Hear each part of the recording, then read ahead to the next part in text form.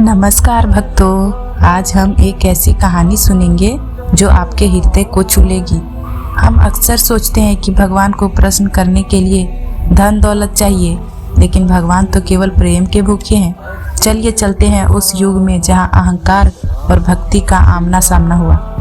एक विशाल नगर में सेठ धनसुख रहता था।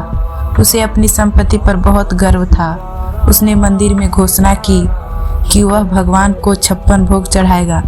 उसने सोचा कि उसके जैसा दानवीर और भक्त कोई नहीं। लेकिन भक्तों, क्या भगवान को सोने की थाली और महंगे पकवानों की जरूरत है?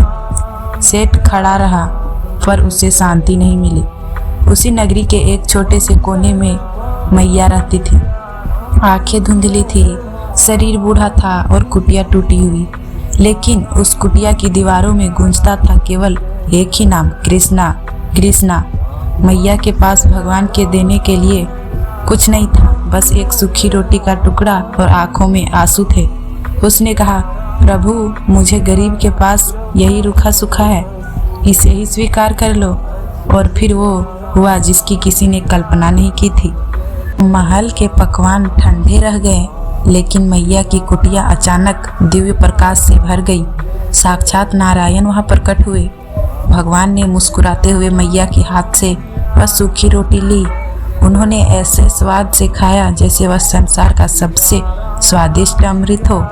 प्रेम की शक्ति ने ईश्वर को धरती पर बुला लिया। सेठ यह सब देख रहा था। उसका सारा अहंकार टूट गया। उसने जाना कि भगवान को 56 भोग नहीं, भक्त का शुद्ध भाव चाहिए। भक्तों, आप भी जब प्रार्थना करें तो मन में केवल प्रेम रखें।